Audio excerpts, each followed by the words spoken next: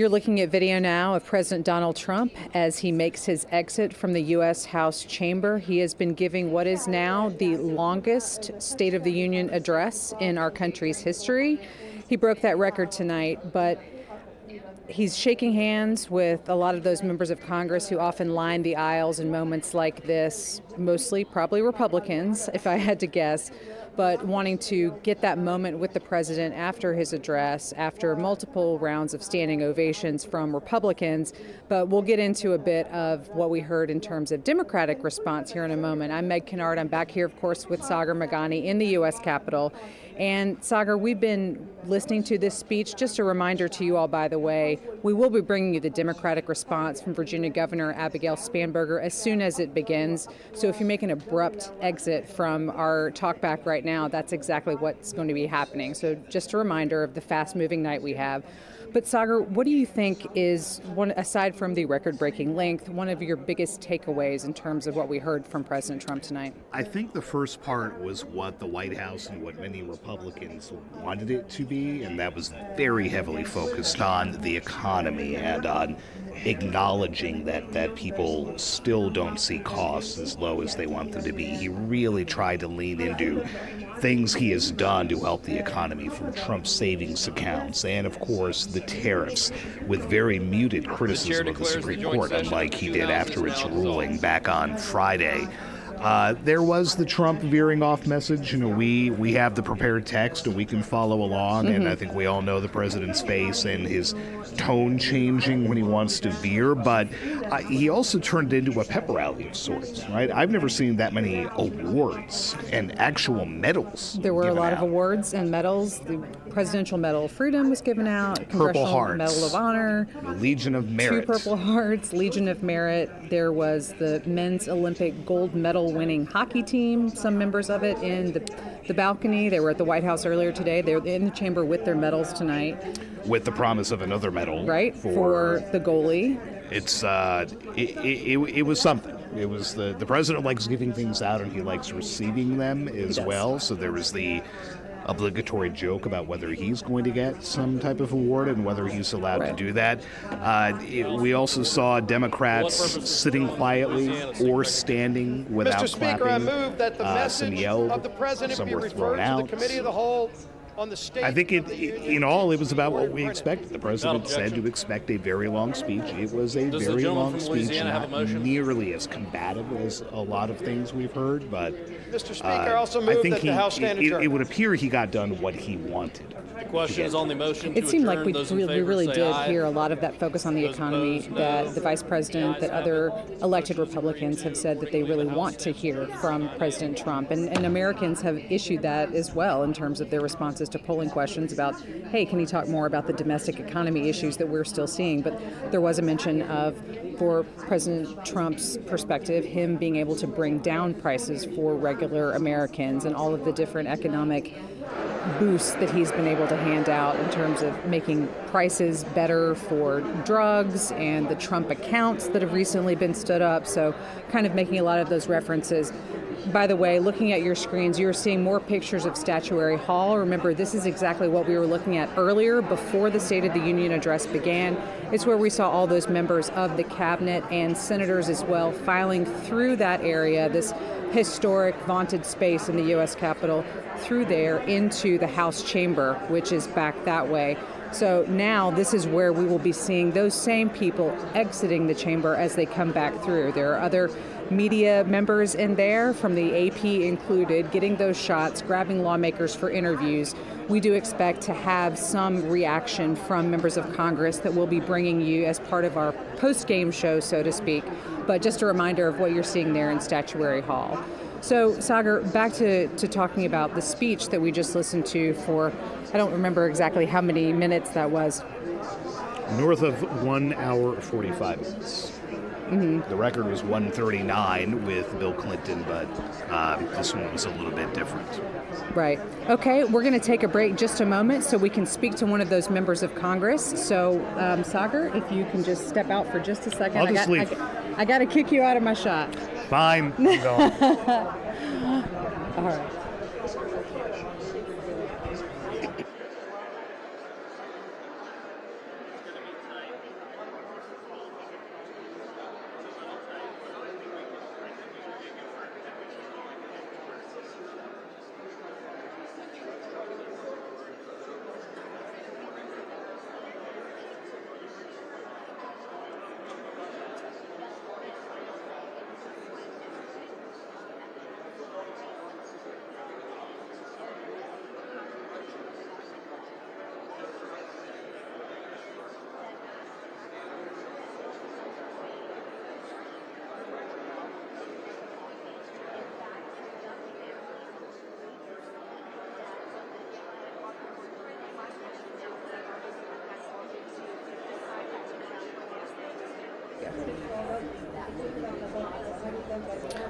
All right, as mentioned, we're going to be speaking with some members of Congress, getting their reaction to the speech tonight. So I have with me Representative Eric Burleson. Hello, thank you so much for being with us tonight. And if you can, first off, just kind of give us your top line, your 30,000-foot view of what you heard in the State of the Union. Well, I heard a vision. I heard a bold vision for the country. And what bolder individual to lay out that vision? The president. I think he did a really good job at reminding us of how far we've come in just 1 year. The fact that we went from a nation that was overrun in our borders. We had fentanyl coming across, killing, thousands and thousands of U.S. citizens. Williamsburg. We are gathered here in the chambers of the House of Burgesses. In 1705, the people of the Virginia colony gathered here to take on the extraordinary task of governing themselves.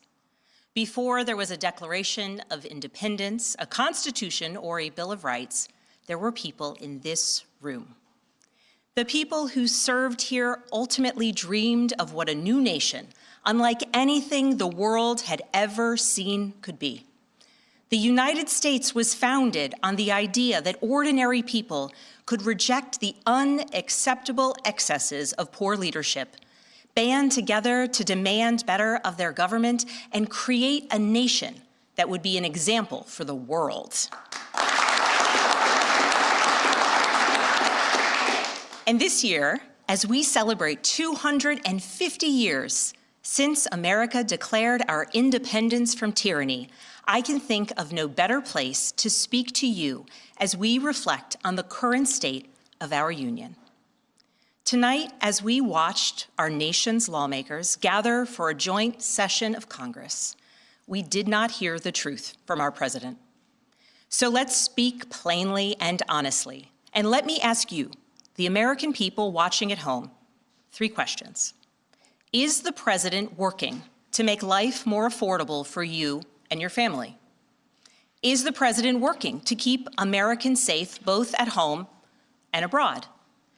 Is the president working for you? As I campaigned for governor last year, I traveled to every corner of Virginia, and I heard the same pressing concern everywhere.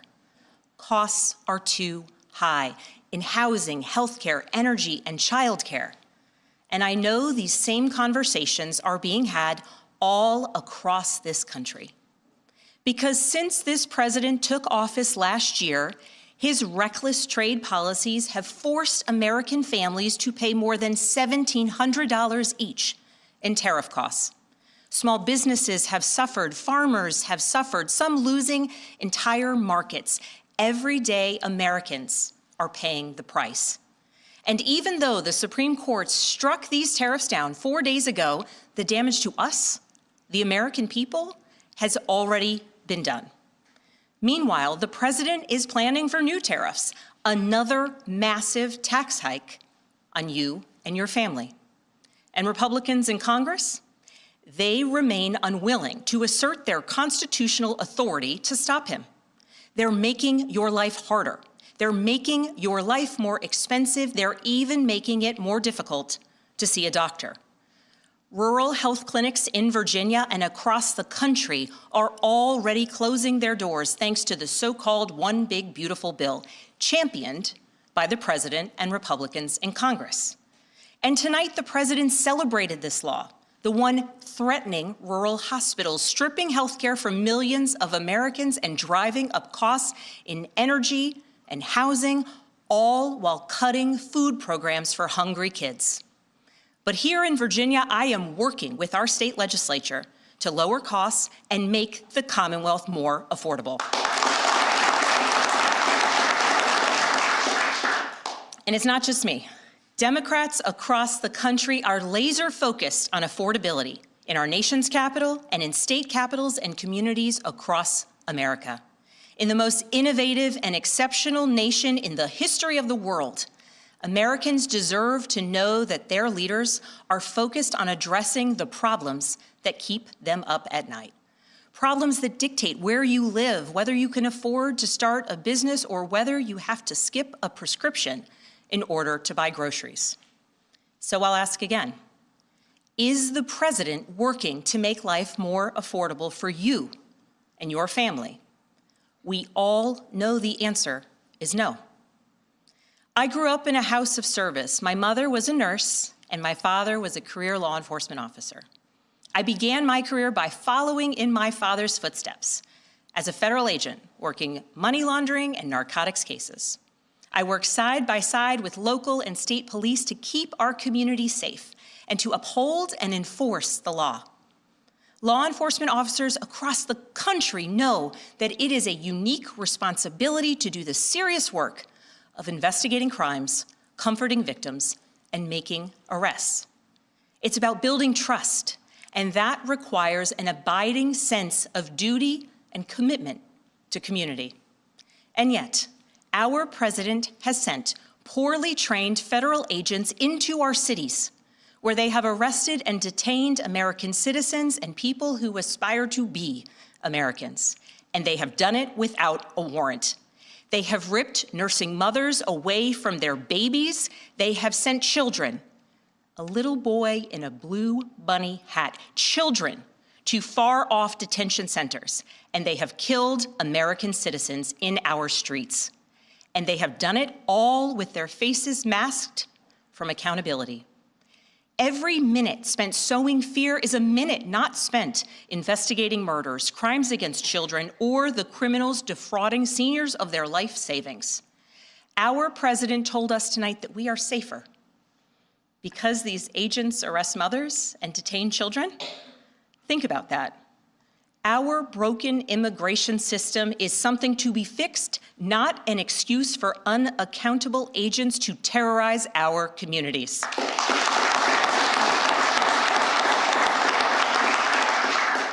After working in law enforcement, I continued my career of service as a CIA officer, working undercover to protect the United States and our allies from global threats, terrorism, nuclear weapons, and the aggression of adversarial nations around the globe.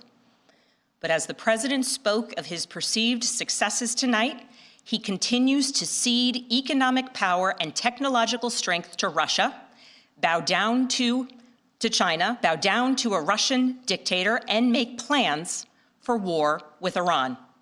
Here's the truth. Over the last year, through DOJ, mass firings, and the appointment of deeply unserious people to our nation's most serious positions, our president has endangered the long and storied history of the United States of America being a force for good.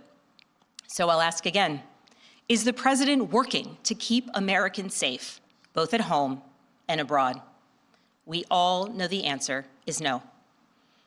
In his speech tonight, the president did what he always does. He lied, he scapegoated, and he distracted.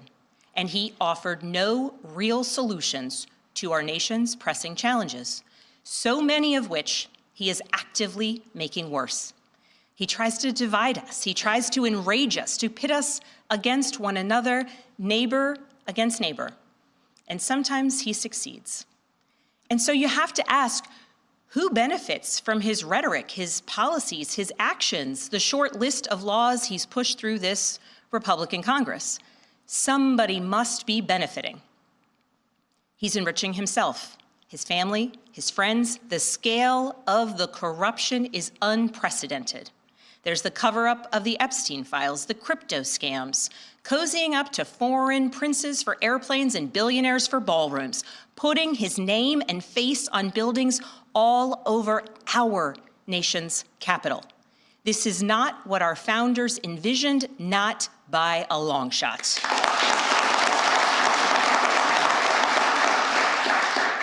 So I'll ask again, is the president working for you?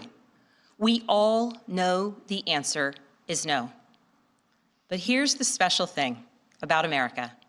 On our 250th anniversary, we know better than any nation what is possible when ordinary citizens, like those who once dreamed right here in this room, reject the unacceptable and demand more of their government. We see it in the determination of students organizing school walkouts all across the country, whose voices are becoming so powerful that the governor of Texas seeks to silence them.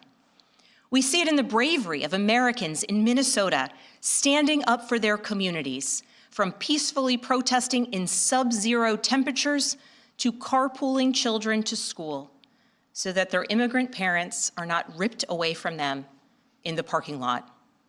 As a mother of 3 school-aged daughters, I am inspired by their bravery, but I am sickened that it is necessary. And Americans across the country are taking action. They are going to the ballot box to reject this chaos. With their votes, they are writing a new story, a more hopeful story. In November, I won my election by 15 points.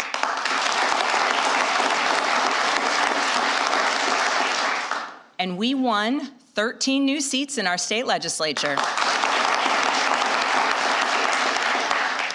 Because voters decided they wanted something different.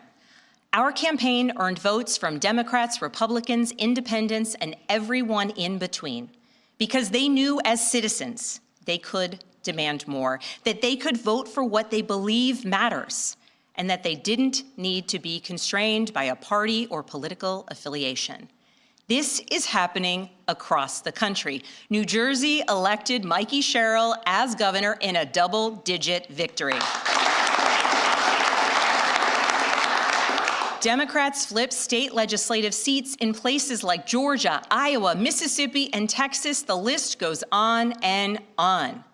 Ordinary Americans are stepping up to run in the spirit of our forefathers. They are running to demand more and to do more for their neighbors and communities. I know this story well. I first ran for office in 2018 alongside dozens of other Democrats who did the seemingly impossible, flipping 41 seats in Congress. In my case, I was the first Democrat elected in 50 years, swinging our district 17 points. Those who are stepping up now to run will win in November, because Americans, you at home, know you can demand more, and that we are working to lower costs. We are working to keep our communities and our country safe, and we are working for you.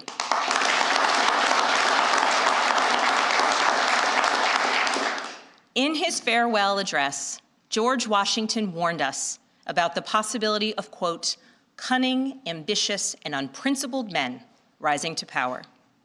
But he also encouraged us, all Americans, to unite in a common cause, to move this nation forward. That is our charge once more, and that is what we are seeing across the country.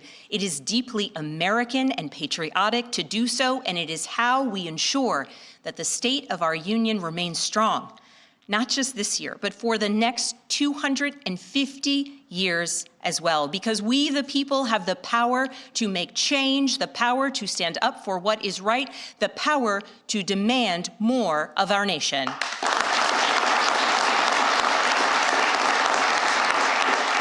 May God bless the Commonwealth of Virginia, and may God bless the United States of America.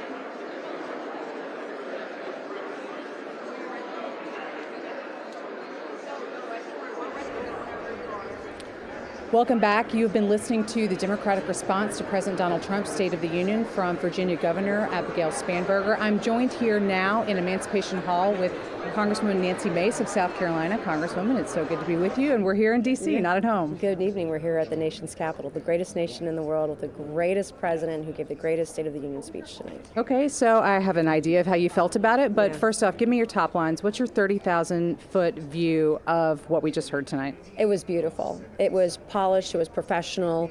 It was beautiful. His words and his messaging, the people that he recognized, I never felt more American and proud to be an American than I did tonight. So you were in that chamber, and I was following along, obviously, but I know it's different to be in there. There seemed to me, compared to some other State of the Union addresses I've seen in the past, there were some moments of bipartisanship, at least when maybe not all, but some Democrats were standing in support with the Republican members. What did it feel like to you, at least in terms of what page members of Congress were on? I wish it was more. I mean, particularly when Trump asked asked Congress if they would put American citizens first.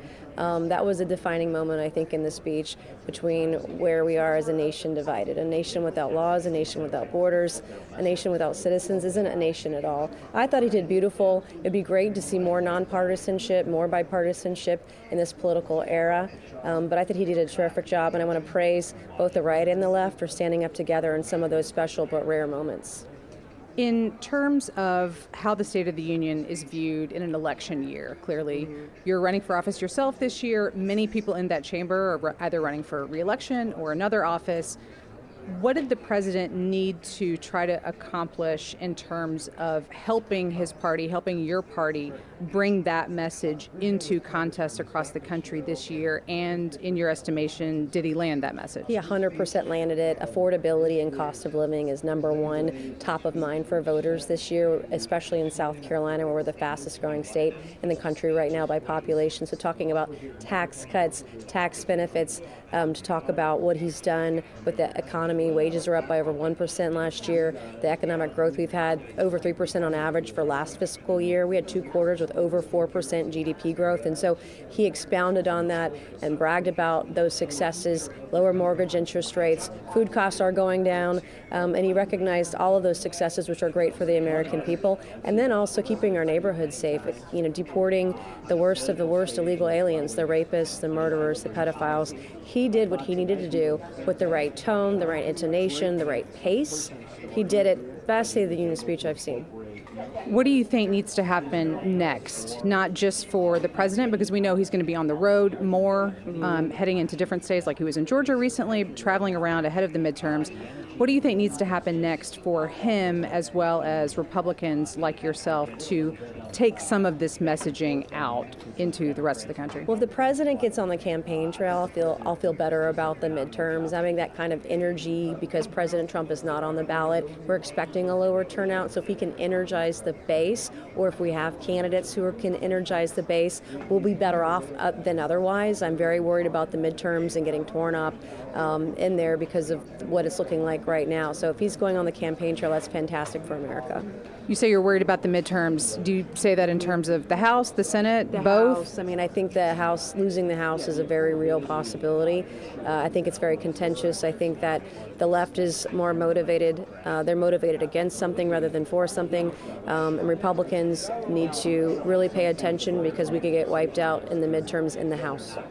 If that were to happen, if there were to be Republican losses in either chamber or both chambers, what do you think that would mean for the remaining 2 years of President Trump's term in office in terms of how he would need to effectively message to get things across the finish line or even close to it? I think it's very scary, the prospect of Democrats having any sort of majority in either chamber with Trump as president. I think the retribution and retaliation will be far worse than anything we could ever imagine, and I'm deeply concerned about it. Are there any other takeaways from tonight that we haven't talked about that you want to mention? He did a great job. Really proud to be an American. This was the best speech, better than anything I could have imagined he delivered, and he did it on point. He's so brave and so courageous. Nothing made me prouder than being in that chamber tonight for my last State of the Union as a member of Congress. Congresswoman, thank you for your time. Really appreciate it. Thank you, and God bless. Thank you. In reaction to President Donald Trump's State of the Union address from Congresswoman Nancy Mace of South Carolina, we will be back in a few minutes with more reaction to tonight's speech. Back soon.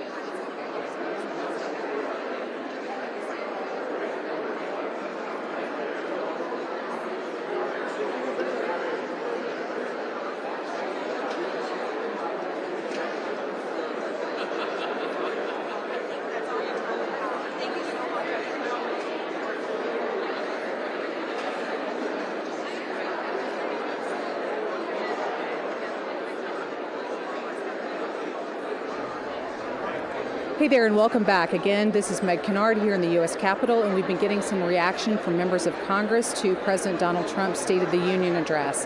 I'm joined here now with Representative Adriano Espaillat, the chairman of the Hispanic Caucus, and you have a special guest here. Would you like to introduce your special guest? Of course. I have Fernando with me. Fernando is an 18-year-old young man, a U.S. citizen whose family was deported to Monterrey, Mexico, including his siblings that are all U.S. citizens, and his 11-year-old sister who's suffering from a brain tumor that she needs immediate help at Houston, a hospital in Houston.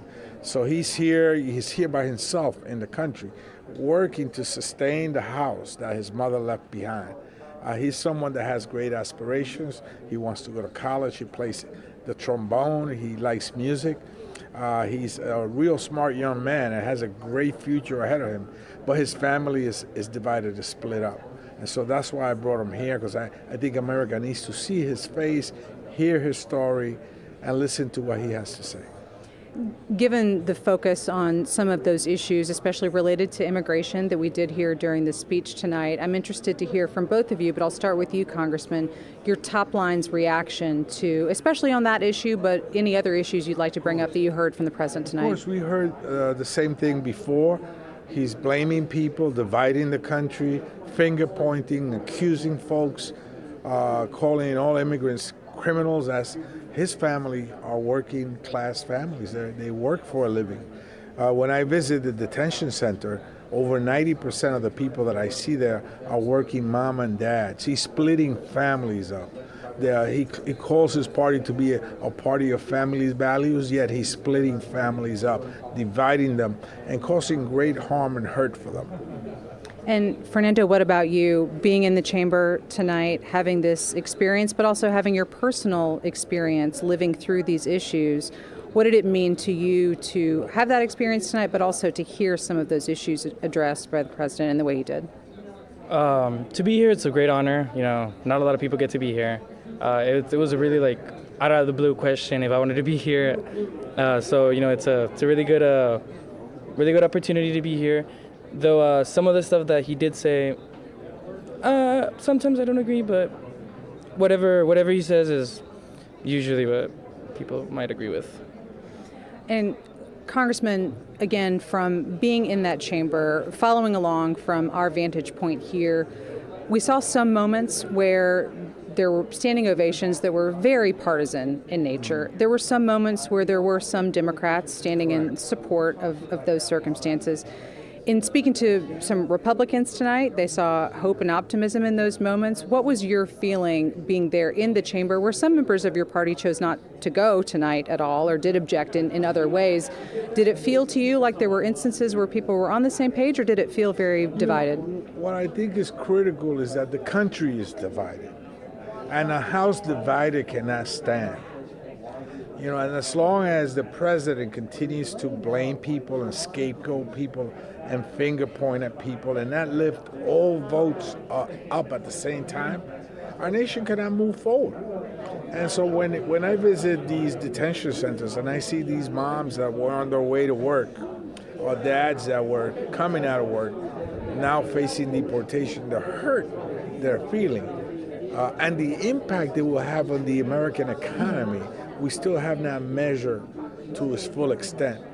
So, you know, the president could say whatever he likes, but the country, unfortunately, is divided.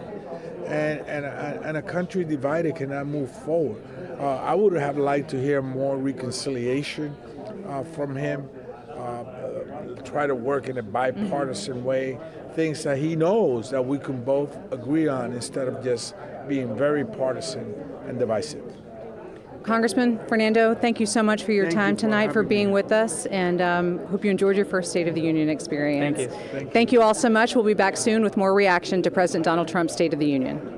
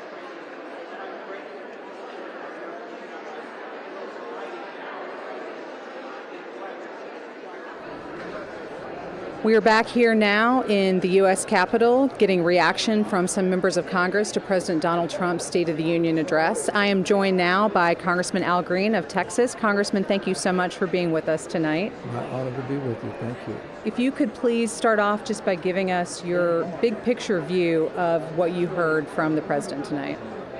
Well, I heard very little because I was escorted out of the chamber because I confronted the president about his portraying Michelle and Barack Obama as members of the primate family, which I find totally unacceptable and rejectionable. And as a result, I displayed this, and I wanted the president to see that black people are not apes. The president has never apologized. He's never said it was wrong. He's expressed no regrets. The president is imposing racism from the highest office in the land. And we cannot tolerate this. If you tolerate racism, you perpetuate it. And we have to speak up, and I would hope that it would be said across the globe that we in this country are not going to tolerate racism, especially from the presidency. Leading into tonight's State of the Union address, Leader Jeffries and others in your party suggested moments of, it's okay if you disagree or if you don't want to come, but let's keep that in a decorum sort of situation. Do you feel that this met that moment, or were you trying to react in a different way? Well, I did not get permission, and I did not ask for permission. I think that when you have a president who will call members of Congress lunatics from the floor of the House of Representatives, you've got to deal with that. And you can't deal with it from afar, in my opinion. I don't begrudge anyone else for the methodology that they utilize to deal with this moment. And I was doing what my conscience dictated, and I assumed that they would do a similar thing. But the president, I am told, I didn't hear it, but I'm told he said some disparaging things tonight about members of Congress. We cannot allow this to continue. If you tolerate it, you perpetuate it, you normalize it. We're living in a highly abnormal circumstance, and we have to stop it. And you're not going to stop it, in my opinion, by not confronting it. So I went there to confront the President of the United States of America and let him know that his behavior is unacceptable. People around him tell him what he wants to hear. Someone has to tell him what he needs to know. This was a needs-to-know moment for the President, and sometimes on some issues, it's just better to stand alone than not stand at all. Rosa Parks was alone when she took the seat on that bus that ignited a spark that perpetrated and perpetuated a civil rights movement. As Dr. King was alone when he went to the Birmingham jail. He reminded us that on some issues you have to do that which is neither safe nor politic nor popular. You do it because it's right. This was the right thing to do. Last year, during the president's joint address, you also were escorted from the chamber at that moment. This year, this was the choice that you made to make your feelings known.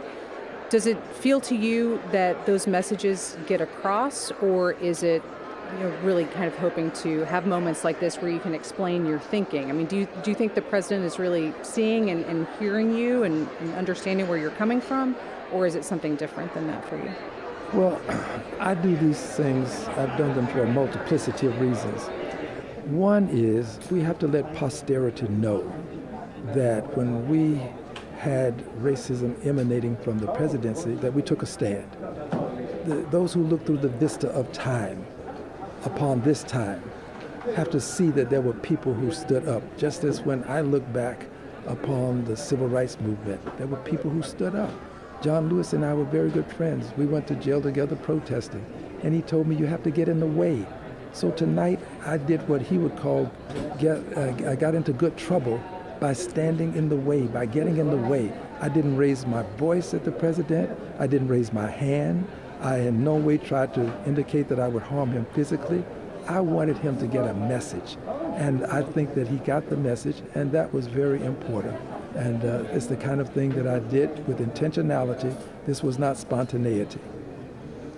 Very soon there are elections taking place in your home state. What are you looking for in terms of what's coming up in the primary elections in Texas, and how do you feel about your party overall headed into the midterms this year? Well, I'll make that a two-part question. I'll deal with the party and I'll deal with myself.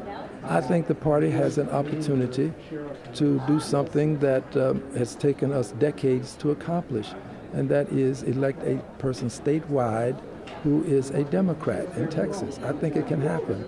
That's part one. Part two, as it relates to me, I don't know that I'll win the election.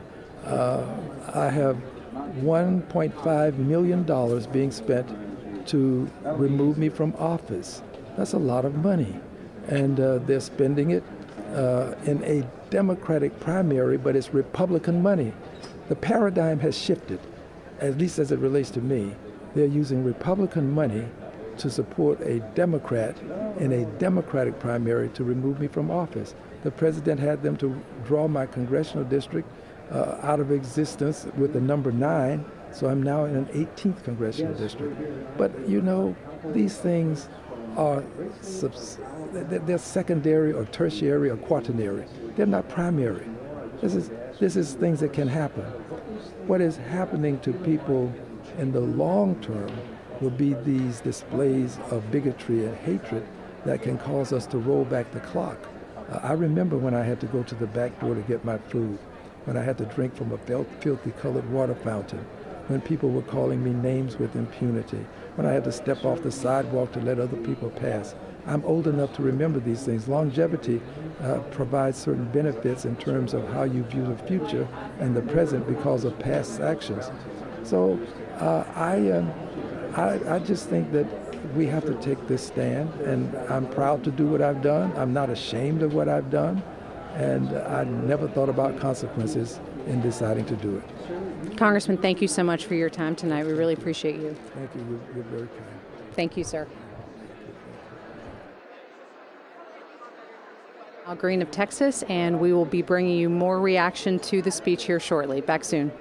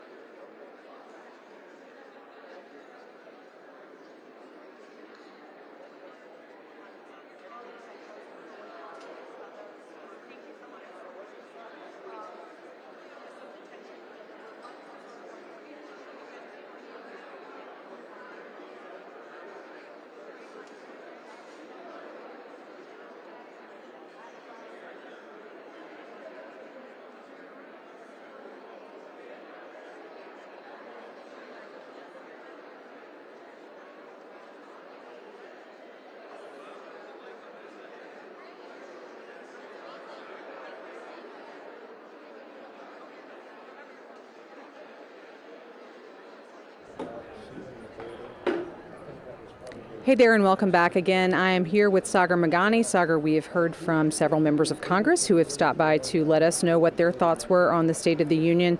But let's go back to our conversation about kind of what we thought we were going to hear, and then what we ended up hearing. We talked a little bit about the economy and immigration, but where are you in terms of expectations? Did we really hear what we expected we would? I think what we heard was the laundry list recitation of winning so much, as President Trump is so fond of saying, in hopes that ticking off all of what he sees as wins and he sees as accomplishments will offset what we're very clearly hearing from Americans, discontent about his handling of the economy and immigration, like we talked about off the start.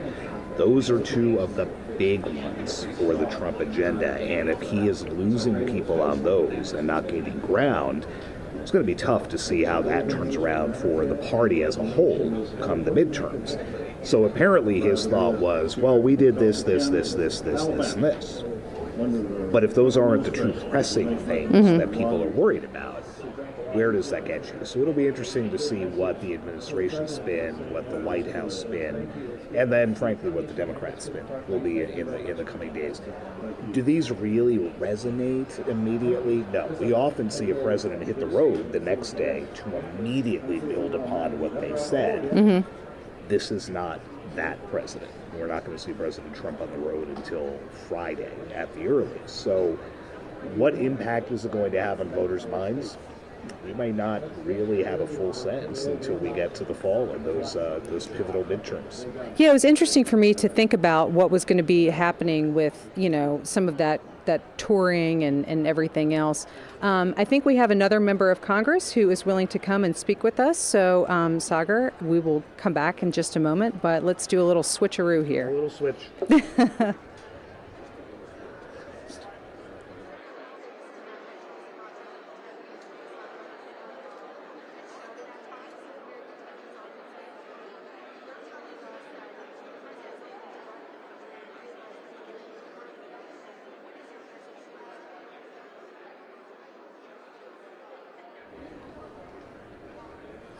Hey there, so we just did a little switch. I'm here with Representative Barry Moore. Hello, sir. Good to see you. We just met just a moment ago. But if you wouldn't mind, give me your 30,000-foot view of what we heard from the president tonight. So I think it was a great picture of compare and contrast. The broken country under Joe Biden and now a nation that we're going to experience the golden age of America. And I think the president did a good job talking about the criminal elements.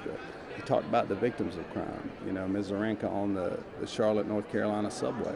He talked about the 5-year-old girl who was hit by a CDL driver who didn't speak English. And then from that, we went to talking about heroes of America. And to me, there was such a compare and contrast between the prior administration and open borders and drugs and criminal elements on our street with a broken economy, 20% inflation over 4 years. And then he talks about now the things that we're doing to fix the nation. So I thought it was a nice tie-in. We talked, like I said, about from broken to fixed. And he said the greatest days of this nation are ahead of us.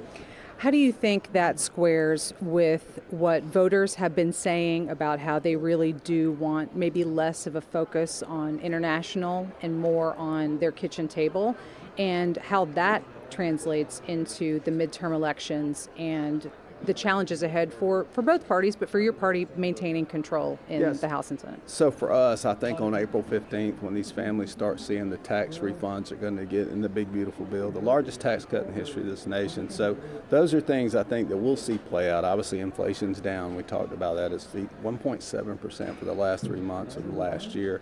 And we had such high inflation. We were printing money up here like drunk sailors, and I tell everybody that's really an insult to drunk sailors, because under Biden we were just printing the money.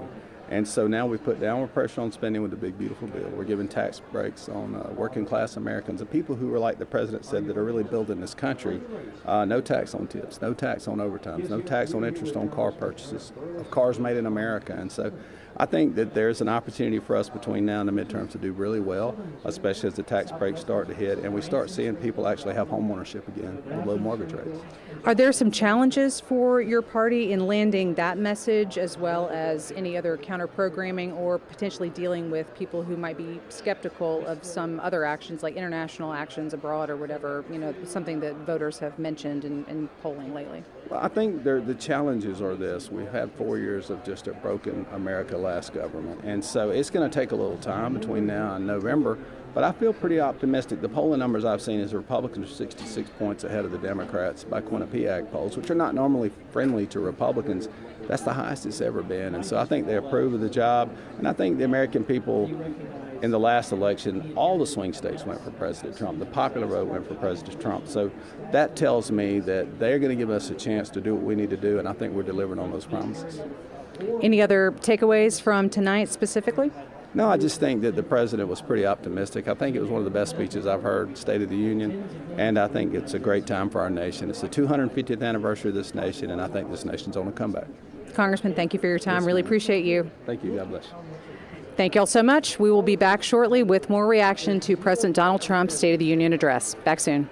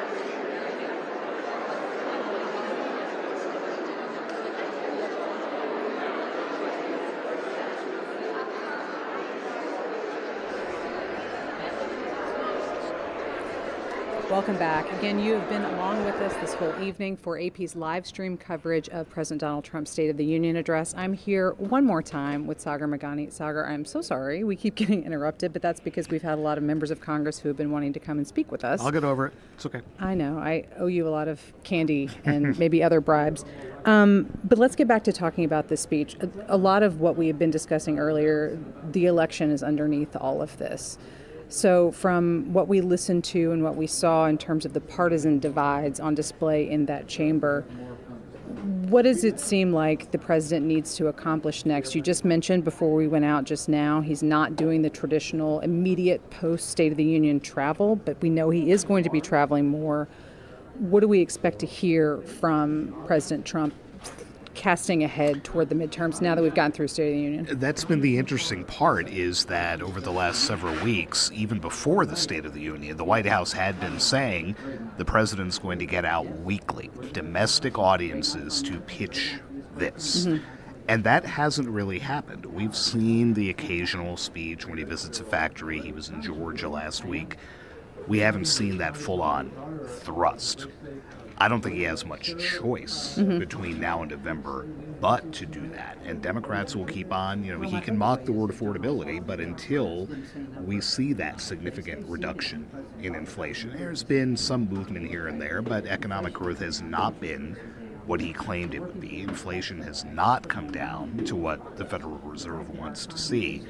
He's going to have to fight all of that. And how he can build on tonight to make that case, that remains to be seen. I mean, he's a good speech giver, right? He captivates people at rallies, but until, again, as we talked about before, the rhetoric is fine, but until people go to the grocery store and see that that stuff does not cost as much as it does now, I don't know how much that matters. That's a bottom line issue. So that is the obvious headwind facing not just the president, but Mike Johnson and John Thune and the rest of the leadership, as they hope that come a year from now, they are still in the leadership inside this building. Not shocking, but it seems like every single campaign that we cover, regardless of who's in the White House or who's seeking the White House, it comes down to the economy. Always. Keep it simple. Yep. The last word, we won't add that. That's what we always hear every single time. It's all about the economy. And I won't use the colorful language that some presidents and other folks have used to describe exactly what's going on there, but it really is kitchen table issues. And when Americans feel like they're getting ahead, or at least not going backward in terms of their own personal economics, then that's what we see happening. Their pocketbook is what matters. Right. In watching the actual divides in the chamber, the Democrats who, like Congressman Green, who was just with us, chose to protest in some way, some shouted, some left, some didn't show up. What do you think that says to us as observers in terms of what we can expect to be seeing about that partisanship? Obviously, it plays a role in elections, but coming out of this State of the Union, given that's what we saw tonight. There was some attempt by the president to essentially wrap himself in the flag, right? Celebrating the Olympic men's hockey team right off the bat, promising the nation's highest civilian honor for the goalkeeper, handing out military awards. Those kind of things, nobody's going to boo. You're not going to boo a gold medal at the Olympics. You're not going to boo a retired Korean War veteran who's receiving the Medal of Honor. But that only goes so far when, at the same time, you're launching your own partisan attacks. Democrats have shown they're not going to back down from doing the same. I don't know how that divide is bridged. It just becomes so deep-seated throughout his first term and now the second term. And I'm frankly almost surprised that there weren't more outbursts in the chamber. But as you noted, there maybe weren't enough Democrats there to mount that type of resistance. Just not going or going to counter They were outside. They were somewhere else. They were doing, some said they were doing town halls with their constituents because nobody wanted to hear it. I don't know how they can bridge that gulf, but maybe it takes another gold medal somewhere along the line to get everybody on the same page. I mean, it's... Well, the next Olympics are unfortunately not until 2028. But they'll be here, so maybe that helps. Yeah, so that... Thank you, as always, Sagar, for all of these insights and for sticking with me on this very long, record-breaking State of the Union night. But that'll do it for us here at the U.S. Capitol. On behalf of Sagar Meghani and the Associated Press, I am Meg Kennard. Thank you for being with us for AP's first ever live stream broadcast from a State of the Union night here inside the U.S. Capitol. We really appreciate you being with us. You can stay tuned to more AP coverage of this speech and other things throughout the government on apnews.com. Thank you so much. Have a great night.